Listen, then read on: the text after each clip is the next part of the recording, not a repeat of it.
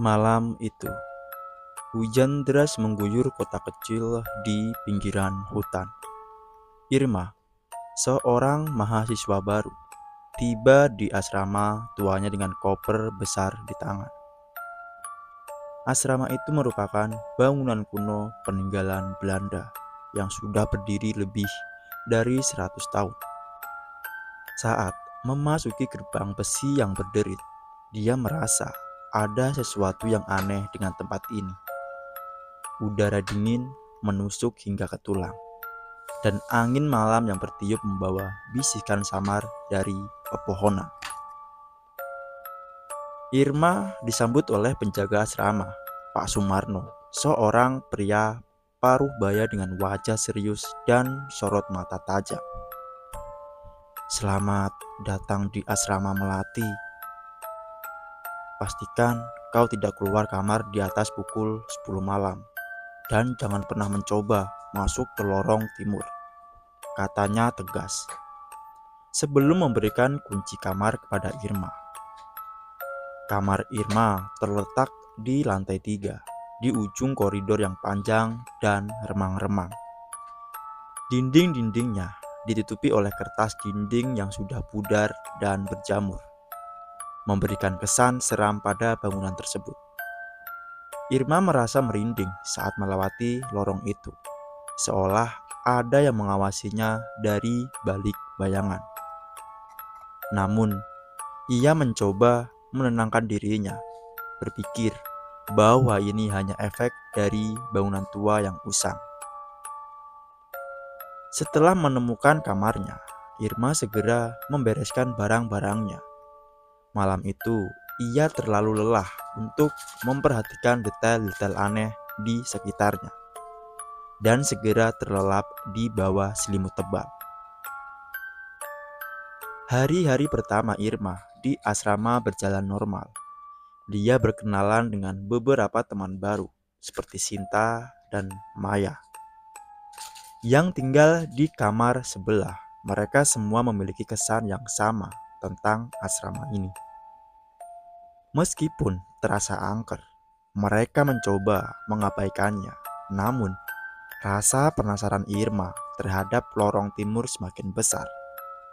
Setiap kali melewati lorong yang mengarah ke sana, dia merasakan dorongan kuat untuk melihat apa yang ada di balik pintu yang terkunci itu.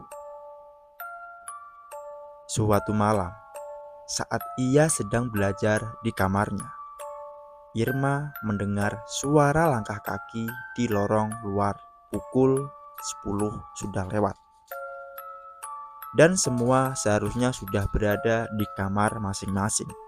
Namun, langkah kaki itu terdengar semakin mendekat dan berhenti tepat di depan pintu kamarnya. Irma menahan napas, berusaha mendengarkan dengan seksama. Tidak ada suara lagi, hanya keheningan yang mencengkam. Keesokan harinya, Irma bercerita kepada Sinta dan Maya tentang suara langkah kaki itu. Namun mereka hanya tertawa dan menganggapnya sebagai imajinasi. Tapi Irma yakin ada sesuatu yang tidak beres di asrama ini.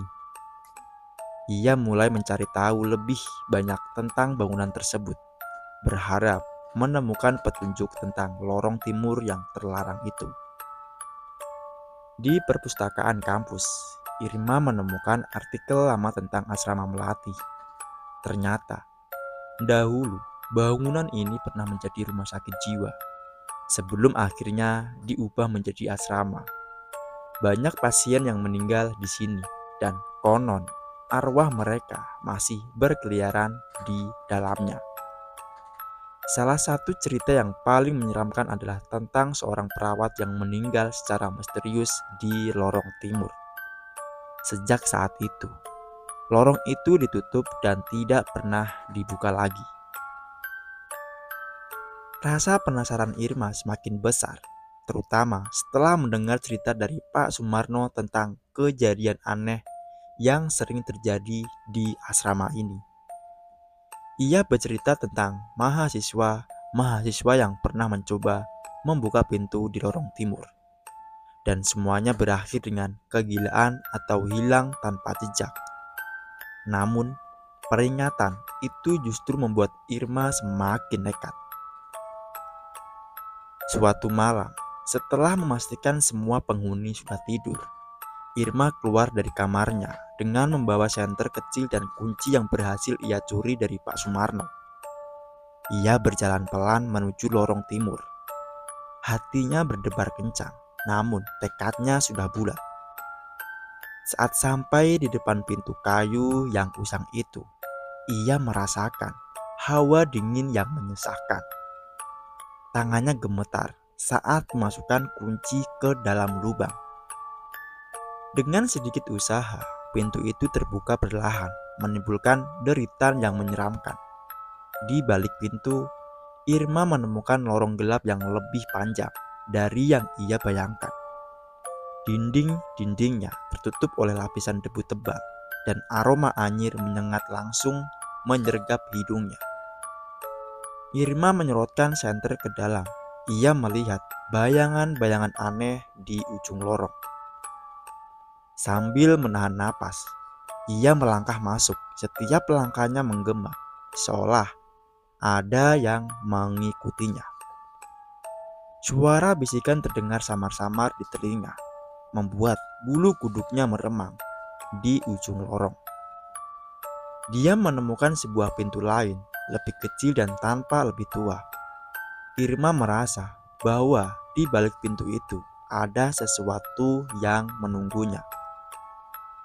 Saat tangannya meraih ganggang pintu, tiba-tiba lampu senter padam. Irma terperangkap dalam kegelapan total. Ketakutan mulai menyergapnya. Namun ia berusaha tetap tenang. Dengan gemetar, dia meraba-raba dinding, mencoba mencari cara untuk kembali. Tapi lorong itu terasa lebih panjang dari sebelumnya, dan dia mulai kehilangan arah. Suara bisikan semakin keras, seakan-akan makhluk-makhluk tak terlihat mulai mendekatinya. Irma berlari sekuat tenaga, tapi seolah-olah lorong itu tidak pernah berakhir. Saat ia merasa sudah di ujung batas kemampuannya, tiba-tiba ia mendengar suara langkah kaki di belakangnya. Langkah itu semakin mendekat, dan saat ia menoleh, sesosok bayangan besar dan gelap muncul dari kegelapan. Bayangan itu memiliki mata merah menyala yang menatap tajam ke arah Irma. Wajahnya tak terbentuk, hanya kegelapan yang memancar dari tubuhnya.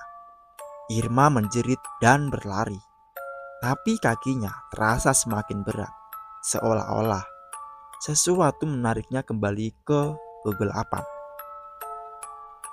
Dengan sisa tenaganya, Irma akhirnya mencapai pintu pertama yang ia buka tadi. Namun, pintu itu tidak mau terbuka. Ia mencoba memutar kunci, tetapi pintu itu seolah-olah terkunci dari dalam. Di belakangnya, bayangan gelap itu semakin mendekat. Tangan-tangannya yang panjang menjulur, siap merenggut ke dalam kegelapan abadi. Dalam kepanikan, Irma terjatuh ke lantai saat bayangan itu hampir menyentuhnya. Tiba-tiba, pintu itu terbuka sendiri. Irma terseret keluar oleh kekuatan tak terlihat, dan pintu itu terbanting menutup tepat saat bayangan itu hampir mencapainya. Dalam keadaan setengah sadar, Irma melihat sosok wanita tua berdiri di ujung lorong, menatapnya dengan mata sanyu. Wanita itu mengucapkan sesuatu yang tidak bisa dimengerti Irma, sebelum akhirnya menghilang di balik bayangan. Irma ditemukan pingsan di depan pintu lorong timur oleh Pak Sumarno keesokan harinya. Ketika ia siuman, ia menceritakan semuanya, namun tidak ada yang percaya. Sinta dan Maya khawatir melihat kondisi Irma yang tampak semakin pucat. dan sering melamun. Mereka menduga bahwa apa yang dialami Irma di lorong timur adalah halusinasi akibat kelelahan. Namun setelah kejadian itu, hal-hal aneh mulai terjadi di asrama. Suara-suara langkah kaki, bisikan, dan penampakan bayangan mulai menghantui para penghuni. Beberapa mahasiswa mulai jatuh sakit tanpa sebab yang jelas, dan beberapa lainnya memutuskan untuk pindah dari asrama. Pak Sumarno yang merasa bertanggung jawab atas keselamatan para penghuni akhirnya memutuskan untuk membuka kembali kasus lama tentang perawat yang meninggal di lorong timur. Dari catatan yang tersimpan rapi di kantor administrasi kampus, terungkap bahwa perawat itu bernama Bu Ratna dibunuh secara kejam oleh salah satu pasien yang menderita gangguan jiwa. Tubuhnya disembunyikan di balik dinding lorong timur, dan sejak saat itu arwahnya terus gentayangan mencari keadilan. Irma merasa bersalah karena telah membuka pintu yang seharusnya tidak pernah dibuka. Namun, dia juga tahu bahwa arwah Bu Ratna tidak akan tenang sebelum keadilan ditegakkan. Bersama dengan Pak Sumarno, dia mencoba mengumpulkan bukti untuk mengungkap kebenaran di balik kematian Bu Ratna. Malam itu, Irma kembali ke lorong timur untuk terakhir kalinya, membawa bunga dan dupa sebagai persembahan untuk arwah Bu Ratna. Kali ini, dia tidak merasa takut karena dia tahu apa yang harus dilakukan. Dengan langkah hati-hati, dia memasuki lorong yang gelap dan sunyi itu lagi. Tapi, kali ini ada rasa damai yang menyelimuti hatinya. Di ujung lorong, di depan pintu kecil yang pernah membuatnya hampir kehilangan nyawa, Irma meletakkan bunga dan menyalakan dupa. Asapnya yang tipis dan harum mengisi udara, mengusir aroma anyir yang biasa memenuhi lorong itu. Dengan hati-hati, dia mulai berbicara, meminta maaf atas apa yang telah terjadi, dan memohon agar arwah Bu Ratna dapat menemukan kedamaian. Tiba-tiba, suasana di sekitar Irma berubah. Udara yang dingin berubah menjadi hangat, dan di hadapannya muncul sosok Bu Ratna. Namun kali ini wajahnya tampak berbeda, tidak lagi menyeramkan seperti bayangan gelap yang mengejarnya dulu, melainkan penuh dengan kesedihan dan kelelahan. Bu Ratna tersenyum tipis pada Irma, lalu mengangguk pelan sebelum terbalik dan berjalan menyusuri lorong menuju pintu kecil di ujungnya. Irma merasa lega saat sosok Bu Ratna menghilang di balik pintu. Dia tahu bahwa arwah itu akhirnya telah menemukan kedamaian. Namun, sebelum sempat berbalik untuk pergi, tiba-tiba pintu kecil itu terbuka dengan sendirinya, memperlihatkan sebuah ruangan kecil yang sebelumnya tersembunyi. Dengan rasa ingin tahu yang muncul kembali, Irma melangkah masuk. Di dalam ruangan itu, ia menemukan sebuah meja tua dengan sebuah buku tebal yang tanpa usang di atasnya. Saat Irma membuka buku itu, ia terkejut menemukan bahwa buku tersebut berisi catatan harian Bu Ratna. Catatan itu menceritakan kisah tragis hidup Bu Ratna, dari saat ia bekerja sebagai perawat hingga malam mengerikan ketika ia dibunuh. Namun, di akhir catatan ada sesuatu yang membuat Irma merinding, tertulis dengan tinta merah darah. Bu Ratna menulis bahwa ada rahasia gelap yang disembunyikan oleh pemilik asrama sebelumnya. Ia melibatkan ritual kejam yang dilakukan terhadap pasien-pasien rumah sakit jiwa itu. Salah satu ritual tersebut mengorbankan nyawa Bu Ratna, dan arwahnya menjadi terikat di tempat itu. Tidak bisa tenang hingga kebenaran terungkap. Irma menyadari bahwa ada lebih banyak rahasia di dalam asrama tua ini yang belum terungkap. Ia tahu bahwa perjuangannya belum berakhir. Namun malam itu, ia telah membuat langkah pertama untuk membebaskan jiwa-jiwa yang terjebak di tempat itu. Keesokan harinya, Irma membawa catatan harian Bu Ratna kepada Pak Sumarno. Mereka segera menyusun rencana untuk melaporkan temuan tersebut kepada pihak berwenang dan meminta penyelidikan lebih lanjut terhadap asrama itu. Pak Sumarno juga menghubungi universitas untuk memberitahu bahwa asrama Melawati mungkin tidak lagi aman untuk ditinggali, terutama setelah kejadian aneh yang semakin sering terjadi. Namun saat mereka berusaha mengungkap kebenaran, semakin banyak hal aneh yang mulai terjadi. Beberapa penghuni asrama mulai mengalami mimpi buruk yang sama. Mereka melihat diri mereka terperangkap di dalam ruangan gelap dengan sosok-sosok bayangan yang mengawasi mereka dari kejauhan.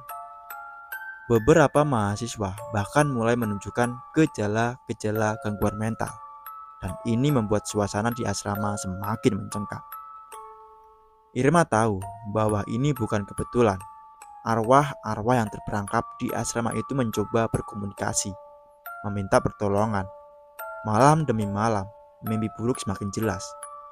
Dan dalam mimpinya, Irma melihat wajah-wajah para korban yang pernah disiksa di tempat ini. Wajah-wajah itu penuh dengan penderitaan, namun di balik itu semua, mereka tanpa memohon bantuan. Sementara itu, pihak universitas dan polisi yang mulai menyelidiki temuan Irma dan Pak Sumarno menghadapi kesulitan. Banyak dokumen lama hilang atau rusak, dan banyak saksi yang terkait dengan kejadian masa lalu telah meninggal atau tidak dapat ditemukan. Namun, satu hal yang pasti, bangunan itu menyimpan lebih dari sekedar sejarah kelam. Setelah berbulan-bulan berjuang untuk mengungkap kebenaran, akhirnya Irma menemukan bahwa rahasia gelap asrama Melati terhubung dengan sebuah sekte kuno yang beroperasi di daerah tersebut pada abad ke-19. Sekte itu menggunakan bangunan asrama sebagai tempat untuk melakukan ritual-ritual gelap yang melibatkan pengorbanan manusia. Pasien-pasien rumah sakit jiwa digunakan sebagai korban, dan arwah-arwah mereka menjadi terperangkap di sana, tidak dapat bergerak ke alam selanjutnya. Irma menyadari bahwa untuk membebaskan arwah-arwah tersebut, ia harus menghancurkan benda-benda yang digunakan dalam ritual tersebut yang masih tersembunyi di dalam asrama. Dengan bantuan Pak Sumarno dan beberapa temannya, mereka mulai mencari benda-benda tersebut. Pencarian itu membawa mereka ke tempat-tempat tersembunyi di dalam asrama yang tidak pernah mereka duga sebelumnya. Di satu malam yang dingin dan hujan deras, Irma dan teman-temannya akhirnya menemukan altar ritual di ruang bawah tanah yang tersembunyi di bawah lantai asrama. Di sana mereka menemukan benda-benda yang penuh dengan aura jahat, pisau, lilin, dan patung-patung aneh yang digunakan dalam ritual mengerikan. Mereka membakar semua benda itu, berharap bisa mengakhiri kutukan yang telah menyelimuti asrama selama puluhan tahun. Namun, saat api mulai membakar benda-benda itu, suara jeritan mengerikan terdengar dari seluruh bangunan. Bangunan itu bergetar, seolah-olah ada sesuatu yang marah dan ingin keluar. Bayangan-bayangan mulai muncul dari dinding, mengelilingi Irma dan teman-temannya. Mereka tahu bahwa ini adalah pertempuran terakhir.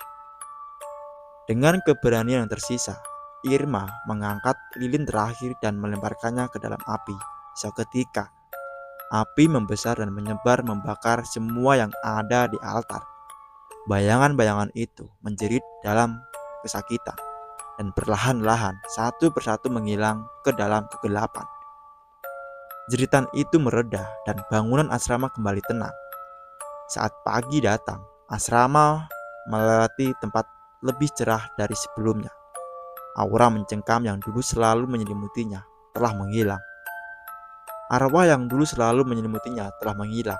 Arwah-arwah yang terperangkap akhirnya bisa pergi dengan tenang, dan Irma merasa bahwa dia telah melakukan apa yang seharusnya dia lakukan. Setelah kejadian itu, asrama Melati ditutup untuk selamanya. Universitas memutuskan untuk merubahkan bangunan tua itu dan mendirikan bangunan baru di tempat yang berbeda. Irma melanjutkan hidupnya, namun kejadian di asrama itu selalu menjadi bagian dari dirinya. Meskipun demikian, dia tahu bahwa dia telah melakukan hal yang benar. dan memberinya kedamaian. Namun, meski asrama itu telah dirobohkan, legenda tentang lorong timur dan arwah-arwah yang pernah menghuni bangunan itu tetap hidup di kalangan mahasiswa. Cerita-cerita itu menjadi bahan pembincangan yang seru, tapi bagi Irma, cerita itu adalah kenangan tentang perjuangan dan keberanian. Dan setiap kali Irma melewati bekas lokasi asrama melewati, dia selalu merasa ada yang mengawasinya, bukan dengan ancaman, tetapi dengan rasa syukur yang tak terucapkan. Arwah-arwah itu telah pergi, tapi kenangan mereka akan selalu ditinggal di tempat itu. Sebuah peringatan yang akan kegelapan yang pernah menguasai, dan cahaya yang akhirnya berhasil membebaskan mereka.